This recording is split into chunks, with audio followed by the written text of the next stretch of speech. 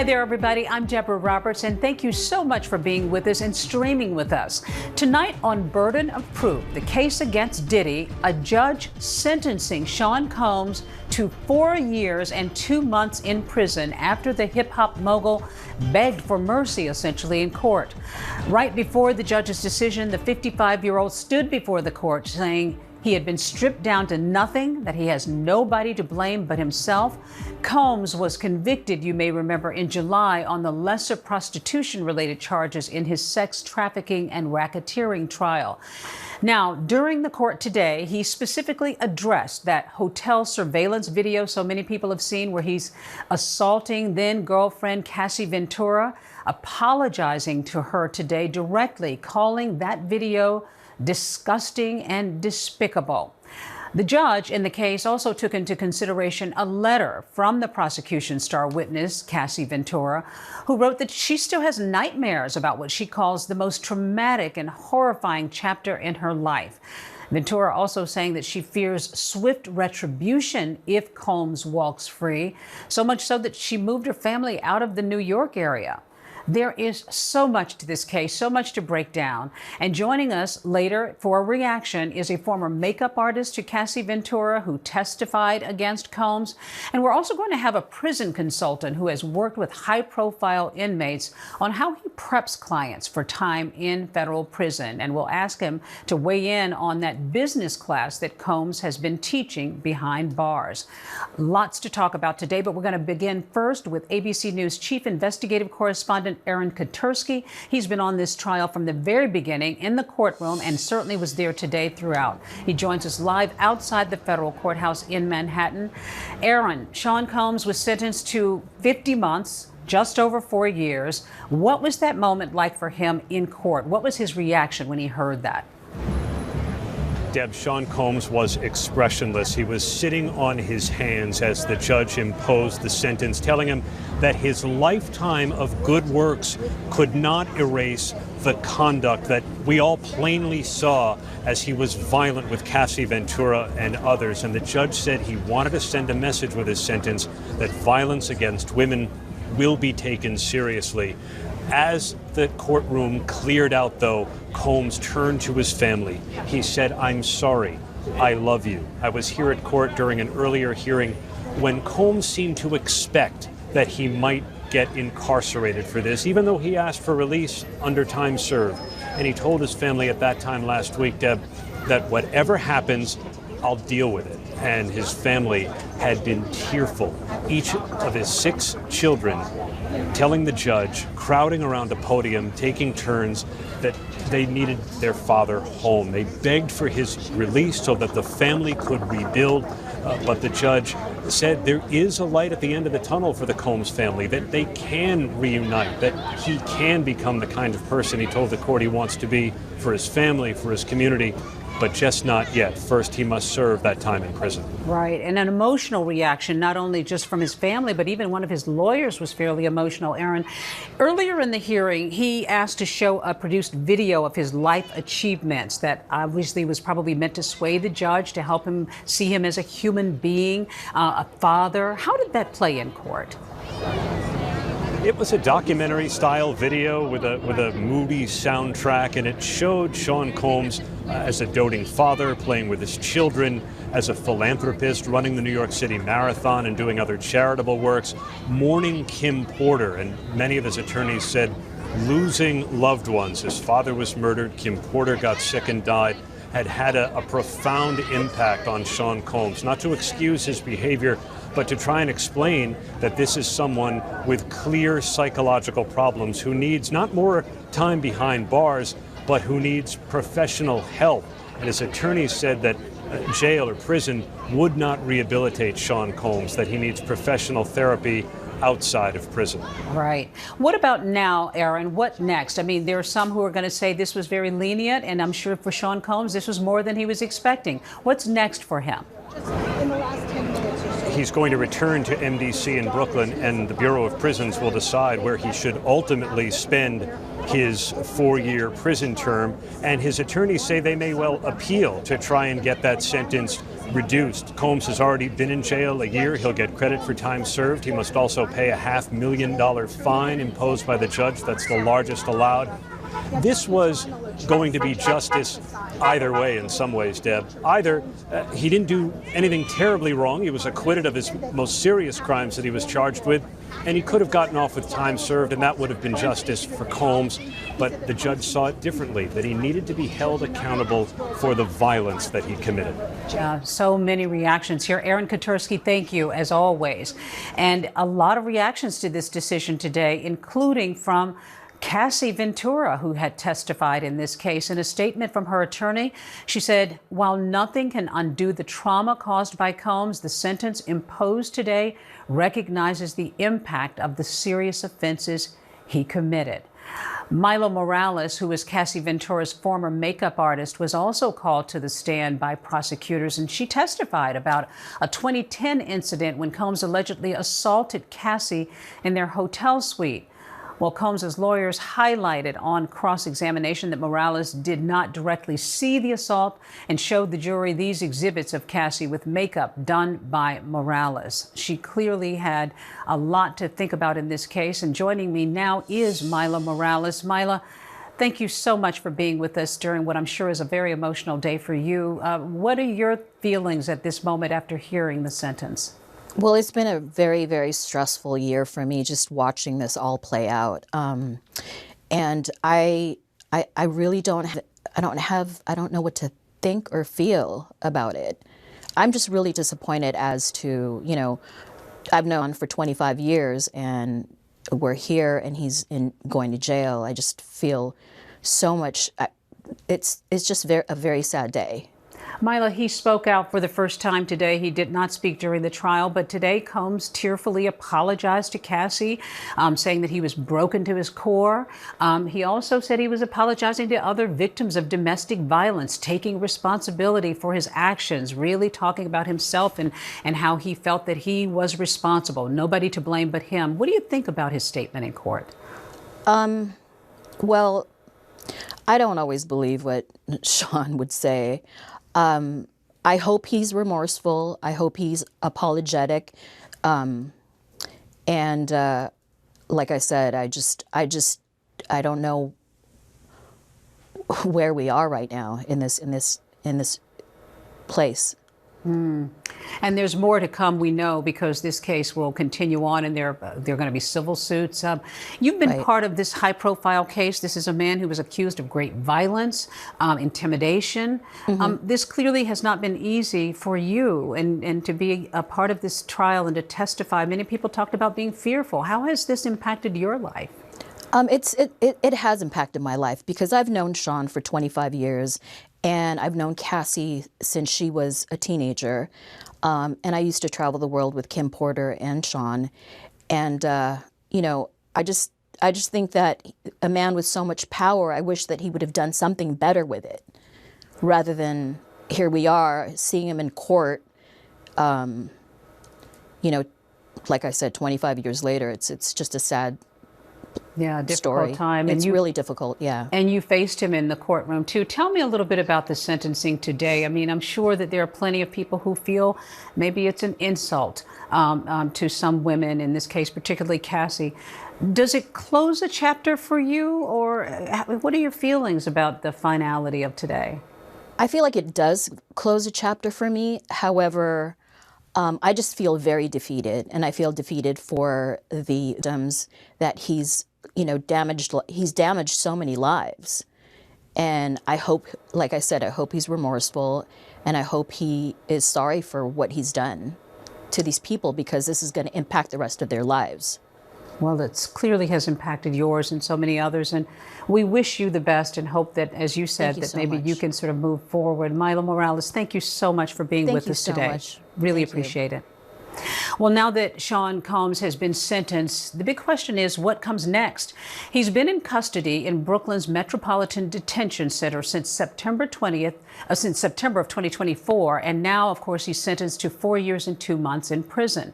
Well, joining me now is Sam Mangle, a federal prison consultant who has worked with high-profile names from Steve Bannon to Peter Navarro, Sam Bankman-Fried. And we should note that he was not involved in this case, but we'll have some insight into what this is all about. Sam, thanks so much for being with us. Thank you, Deborah. You've consulted other high-profile cases, as we say. What do you begin to advise? I mean, Sean Combs has already been in jail for a year, but now he's going to federal prison. How do you begin to advise a client like him about what to prepare for? I always tell clients, whether a politician, an actor, a billionaire client, or the run-of-the-mill businessman or doctor I deal with, it doesn't sink in until the judge reads the statement, "You are hereby remanded to the custody of the Bureau of Prisons for X number of months." And at that point, I explain that at least most of my clients serve about 30% of that time in custody. It's a lot different for Sean Combs because due to the nature of his charge, he is not eligible for any time off of his sentence other than the 15% good time credit that's given to every inmate. Between that and the time served, he's going to roughly be in custody for about 24 months before he's eligible for home confinement.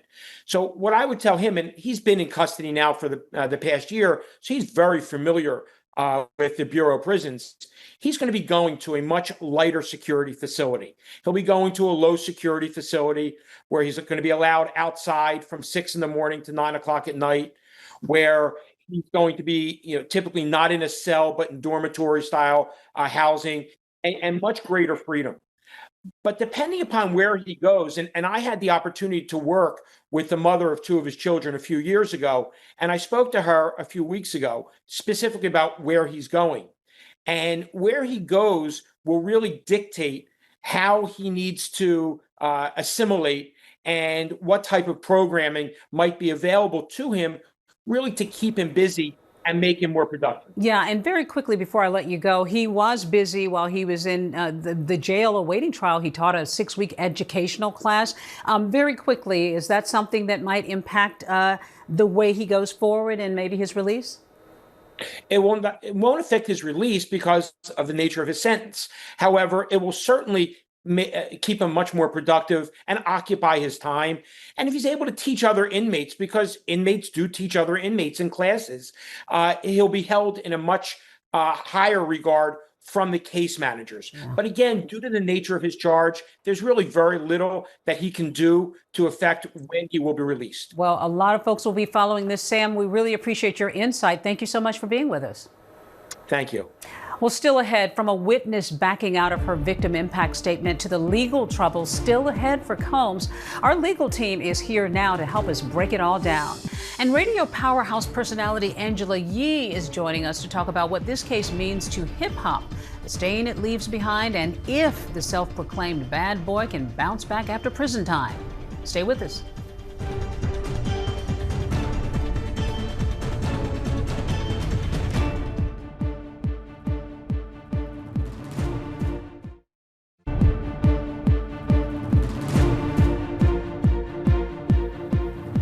Welcome back, everybody, and thanks so much for streaming with us. So the defense asked for no more than 14 months, and the prosecution had hoped to get 11 years for Sean Combs, but ultimately the judge handing down a 50-month sentence in prison. Well, we want to break down what exactly happened in court. ABC's legal contributor Brian Buckmeyer, who's a practicing defense lawyer, is with us to weigh in on the defense strategy, and Bernarda Villalona analyzing the prosecution side of things. So happy you both are here. Wow, we've been talking about this behind the scenes. We were waiting. This went on a very long time today. Bernarda, let me start with you.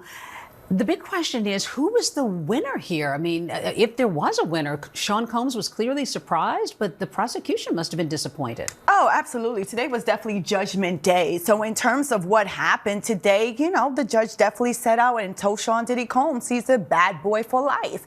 Ultimately, I think he still won. Sean Combs won because the prosecution did request those 11 years, and that's what they were asking for. But they didn't get close to that. I thought it was egregious, though, in terms of requesting the 11 years. But let's think about those those 50 months, what those 50 months actually say, it still holds Sean Combs accountable for his actions. So it's still giving deterrence. It's still showing the seriousness of the crime. It's still protecting the public from Sean Combs, and it's still giving a voice to the voiceless. So while the prosecution, yes, they're upset, but it also have to look at it that, look, the conviction and the sentence shows that no matter how much money you have or how much power you have or whether you had the key to the city, that you can also be held accountable for your actions. And that's what we heard today. That is what we heard. Brian, you mentioned all of these different acts that they actually talked about, that Sean had done good works and so forth, and the judge made it very clear that's not enough to erase the record. Brian, they did a lot today. All his 6 children testified. There was a video of Sean Combs showing him to be a really good father and all of that. Did that make a difference, do you think, with the judge? I think absolutely. And I think, Bernardo, see if you agree with me on this one.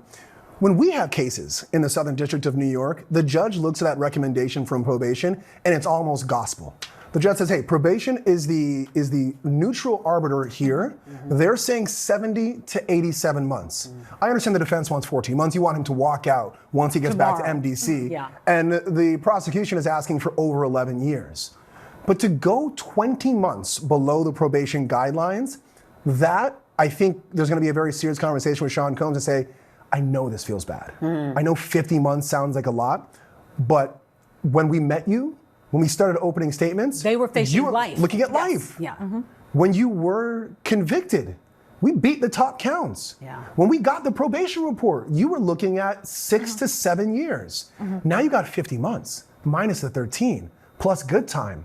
He might be out in less than 3 years-ish. 3 years. Depending on how good he can be while incarcerated, maybe keep doing those programs. Mm-hmm. A 3-year sentence afterwards, that's a win. But it was a win. It was a win for the defense. You got to think, there was some crying that was taking place, but I think what the judge wanted to say was cry me a river. So yes, I understand that you're a father and your kids love you and you've done great work. But hey, guess what?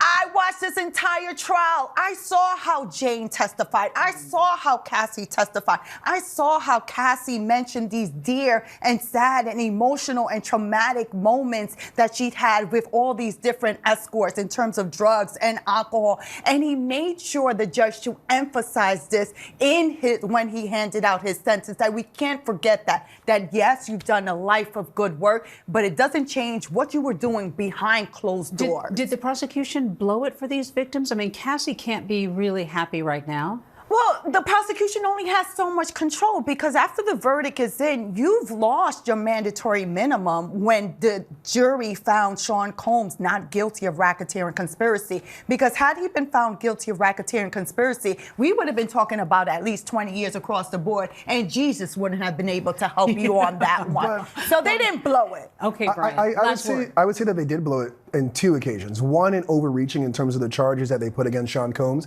when it clearly didn't have the information for it. And I think also asking for 11 years as well just kind of made the judge says, that's not a realistic number. I think if the prosecution came and said, you know what, the government, probation is asking for 70 to 87, and they came and just said, you know what, give him 95. Right. Just give him, it would have been much more of a reasonable request, and I think they would have got much higher overall. So I think overreaching hurt them twice here. I think a lot of folks are going to be debating this today. We could go on, but Bernarda and Brian, thank you so much for being here. Appreciate it. All right, well, coming up, a popular radio host who knows the hip-hop scene very well. She's going to talk to us about the cultural impact and what this sentencing means for the pop culture atmosphere. Angela Yee is going to be here. She's going to join me live, so don't go anywhere.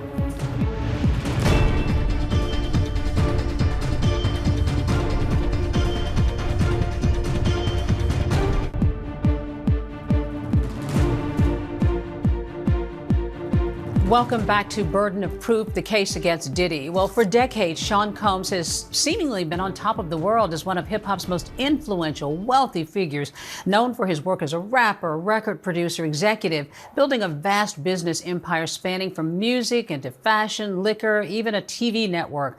But what does this mean now that his criminal trial is over and he's been sentenced? What does it mean for Combs as the world once knew him? Well, let's bring in radio host Angela Yee. Angela, thank you for being here. here. You have been in this world surrounded by so many different people and come across Sean Combs over the years.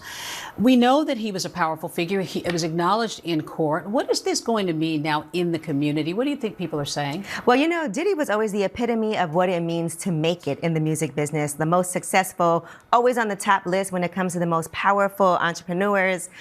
So I think now he's going to have to redefine what that is. You know, I know we're looking to see what he's going to do when he finally gets released. I know he did not anticipate this happening. You can tell he had already set up some dates for things that he was going to do next week in Miami. They said to teach and not to, do anything else, but that's what they And he's said. been teaching behind bars, Right. too. And the judge even said, look, I hope you'll continue that work that you've been doing. So now it's going to be a full pivot. And I think he already was trying to make that pivot with the brother love and everything that he had reinvented himself with. And so I feel like he was already making that change because maybe he knew there's things from his past that he had to kind of account for. Well, as I said, you had sort of been in his orbit over the years. You made it clear, never really good friends, but you had a popular radio show that was The Breakfast Club, which was on Diddy's network, Revolt TV. Give us a sense of what that was like in that world, because there were so many people who rubbed shoulders with him. Yeah, you know, I think everybody looked up to Diddy. I mean, he was the person that was like the keynote speaker at this. He was the one that was like, okay, if you want to do a deal, if you want to make some money, that's the person you need to get next to. And so, you know, when it comes to clothing lines, when it comes to having his own network, we all were like, wow, this is amazing. Look at what this black man is doing. And so now it's kind of like the blinds have been opened up and now we can see what was really going. But I also feel like there were always whispers of what was really happening. We've heard about the quote unquote freak offs and what happens at the parties after the actual like birthday party, what happens afterward, after hours. And it exposed a lot of people to a world they didn't know about. You've described it, the hip hop world back then, as sort of the wild, wild west. Yes. What do you mean by that? Ooh, I think that a lot of times bad behavior was kind of par for the course. I mean, there's times when I first started in this music business, they told me I had to have tough skin. They told me there were going to be things that were happening that, you know, you have to learn how to be like a big girl and be okay with it. Even how people speak to you, how people treat you, being a woman in the business, you know, getting harassed was kind of like just part of what it was. And now I think, and I think this is fortunate that people have to be a lot more careful about how they talk to you, how they treat you, and what they do, because there has to be some type of accountability. Things have changed for sure. Well, what about bouncing back from all of this? I mean, we've heard that Diddy has been teaching a course while he was in jail. Maybe he'll continue to in prison. He may only do another 2.5 or 3 years and then he comes out. Can he bounce back in some ways to reclaim where he was? Listen, the way that Diddy is, I'm sure he's already planning what's next. Like knowing him, and I think the way the landscape has changed, you don't need to have like a major network deal. You don't need to have a major label deal. There's a lot of things that people can do independently. And as we can see, people were already booking him to come and teach, so to speak, when he got out. So I can see already people are like free Diddy. Some people feel like he didn't get enough time, but I do feel like there's going to be people and there's going to be ways that he can monetize things, telling his own story, telling his own redemption, and not have to do a major corporation deal. That's what I was thinking. If there's a movie, he will probably be involved in that production. A documentary, him talking about how he's changed. I mean, even seeing like that video they put together in court to show his family and everybody coming together to support him. He's a master marketer. Yeah. And so he's managed to reinvent himself time and time again. And he probably will again. Angela Yee, always great seeing you. Good to see you too. Okay, thanks so much for being here. Well, thank you for joining us. And for more news, context, and analysis, of course, you can stream ABC News live right here on Disney Plus and Hulu. And for even more on the Diddy trial, make sure to check out our podcast, Bad Rap, The Case Against Diddy, hosted by R. Brian Buckmeyer, wherever you listen to podcasts. I'm Deborah Roberts in New York. Hope you have a good rest of your day.